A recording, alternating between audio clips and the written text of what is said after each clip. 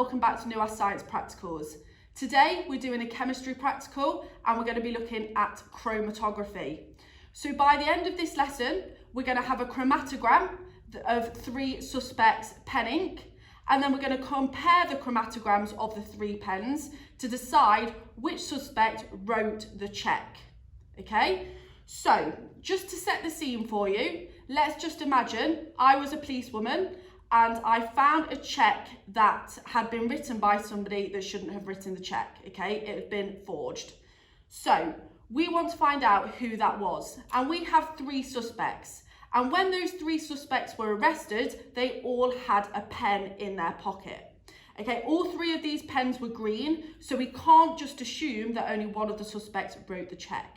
So what we're going to be using today is a separating technique called chromatography to see which one of those pens were used to write the check, so that we can then take that suspect to court and we can arrest them properly. So I have all my equipment laid out in front of me, and I'm just going to show you some of the sheets that we're going to be working with today under the visualizer.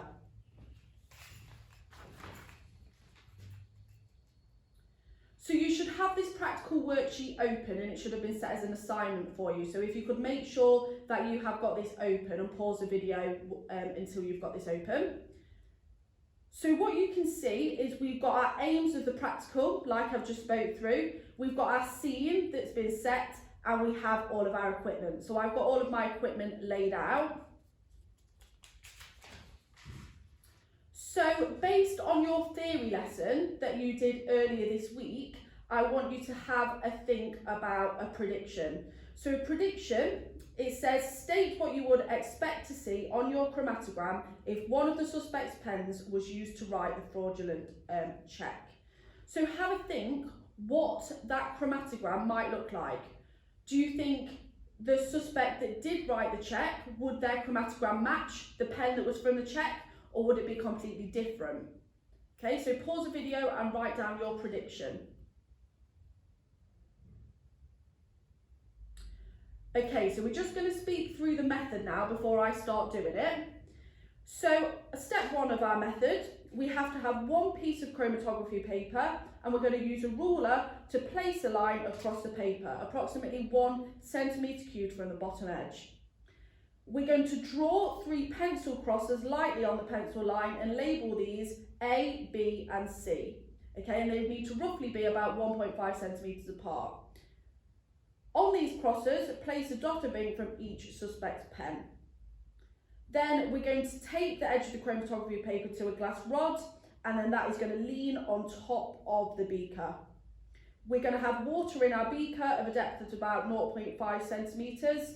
We're going to place the paper inside of the water with the glass rod laying on top of the beaker, and it's important to have that pencil line sitting above the top of the water. We're going to leave that for a few minutes until the water's travelled up the chromatography paper, and then we're going to lift it up and let it dry, and then we'll come back to see what it looks like. So I've got all of my equipment. So what I'm going to do first is I'm going to draw that pencil line that needs to be about 1.5 centimetres up my paper. So I'll do that at about here. Okay, this is all roughly, so as long as it's about 1.5, then that's perfect. So I've got my pencil. Have a think about why I might be using pencil.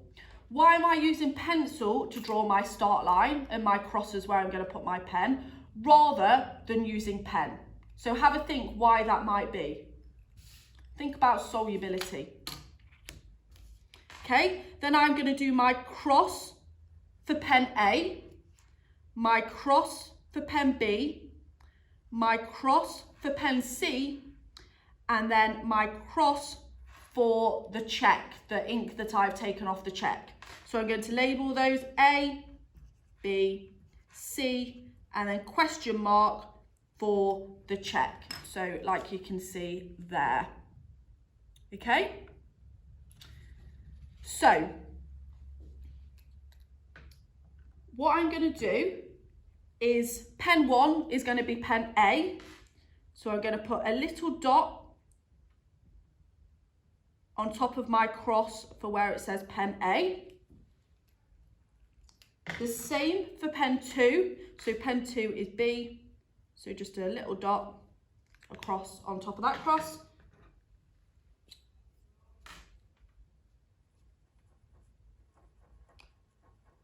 A dot on top of C.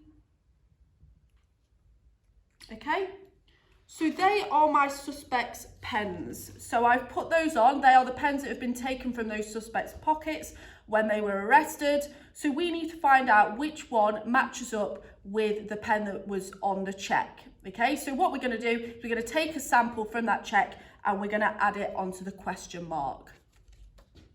Okay, so what I've done now is I have added my dot that I've taken from my check. Okay, so I've taken a sample from my check and now this piece of paper is ready to be added into my water.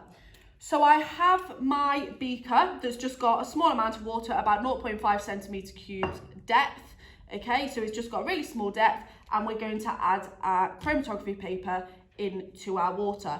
But first what I need to do is attach it to the glass rod so that it can sit inside of that beaker nicely. So remember, I want my pencil line to be above the water.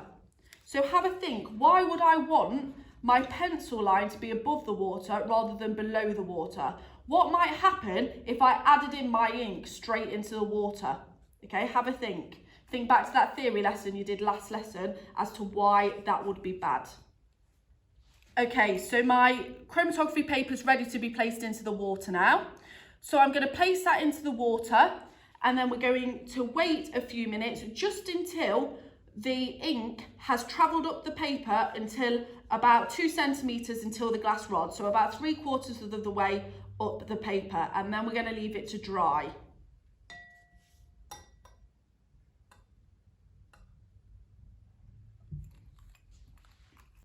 Okay, so we're just waiting for that water to travel up the paper. So we'll just give it a little bit longer and then I will hold it up to the camera so that you can see it better. Now, what I want you to have a think about, it's not a question on the worksheet, but I'd like you to think about it and pause the video while you're thinking about it, is what is our stationary phase and what is our mobile phase in this experiment? Okay, so have a think about that. Maybe look back at your work you did last lesson and have a think, what is your stationary phase and what is your mobile phase? So hopefully you decided that the stationary phase is our paper, the chromatography paper, okay, that's stationary. Whereas the thing that is moving, our mobile phase, is our water, okay, that is travelling up the paper. I also want you to have a think about what might affect what travels up the paper the quickest, okay? What factors affect how quickly pigments and particles travel up that paper? So hopefully you had a think about how well the particles mix with the water. Okay, if something mixes really well with the water, then it's going to travel up faster. Okay, and if something is really attracted to the paper, then that will travel up slower. So this just needs maybe 2 more minutes and then I'll show you how it's getting along. I'll turn it round to this camera so that you can see the ink travelling up. Okay, so it's separating into those different colours at the moment. Remember, this is a separating technique so we can see those different pigments that were in the pen are separating.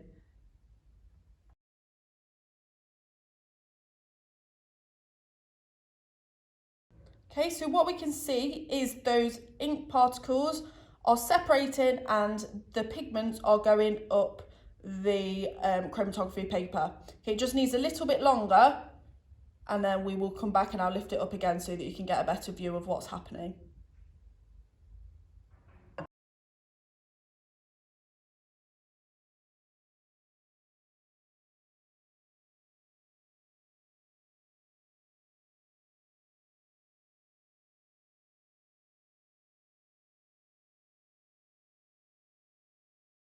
So the chromatography paper has been inside of our water for about 5 minutes now, and we could leave it in for a bit longer.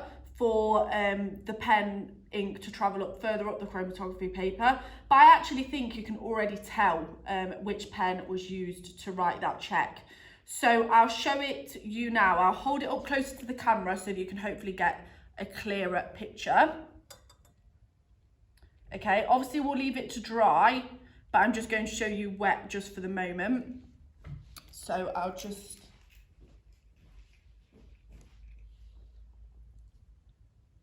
Okay, so hopefully you can see that chromatography paper. Now have a think. Do you think A, B or C was used to write the check that the question mark, the one on the furthest to the right hand side, was written on the check? So which one do you think was used? So the pen that was taken from the check was a question mark, the one furthest to the right. Do you think it was pen A, B or C that wrote that?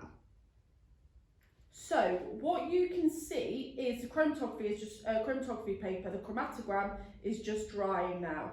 So what you can see is we have pen A, pen B, pen C and the question mark, the one that was taken from the check. So what we can see is that B and the question mark are very, very similar. We can see them spread it out to a yellow colour, then to a green, and then the top of our chromatogram has got the blue colour. Okay, we can see A has got a lot higher peak and that it's got a lot more yellow in it. And we can see C had a totally different colour mixture. It had a bit more blue and a bit more yellow. Okay, so we can see that they're all completely different, but the one that looks closest to the question mark is B. Okay, so hopefully you've written in your answers that suspect B was the one that wrote that check, because their chromatograms match up very, very closely. Okay, so on the results table, it asked you to draw a sketch of your chromatogram. So you need to sketch what you can see here. Okay, so obviously if you don't have coloured pencils at home, then you might struggle to do this, but you could just shade or label your diagram really clearly. So you need to label your pencil line. Okay, you need to label where you've put your suspect's ink dots originally, and then you can draw a sketch of what the chromatogram looks like at the end.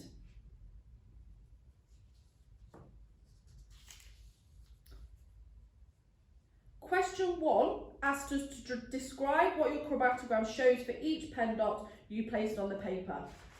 So you need to try and explain what you can see here. What do the dots look like? What have they ended up looking like? Which one looks most similar to the question mark? Write the letter of the pen that was used to write the forged check. Okay, so we've just discussed that. Which one looked most similar to the question mark? Okay, explain the evidence that helped you get to that point. Number 4 says explain why it is important to use pencil rather than pen. Okay, to draw that starting line. So have a think, what would have happened if I added pen here as my starting line instead of pencil? Okay, if I'd added in pen here, or for my crosses I'd used a different pen, then that would have also travelled up the chromatography paper when I added it into water. Because pen ink is soluble in water, whereas pencil ink isn't, pencil lead isn't, okay? So pencil lead isn't soluble in water, so that stays exactly where it is, okay? And when we take it out of the water, we can then measure the distance that the particles and the pigments in that ink has travelled. So have a go now at the rest of the worksheet. If you get onto the extension, then that's fantastic. Okay, so I really hope you've enjoyed that practical. Try answer all the questions from the practical sheet and then your teacher will go through it with you. If you have any questions based on the video, then write that in the chat and your teacher can also go through that with you. So just to recap the aims of today, we wanted to produce a chromatogram of the 3 suspects' pen ink. We've definitely done that, okay? And then we wanted to decide which suspect wrote the forged check. Okay, we've done that as well. We decided it was suspect B because their chromatograms looked very similar, suspect B and the question mark. So have a go at finishing off that practical sheet. Well done, and we will see you next week for another practical in science lesson in New Ast.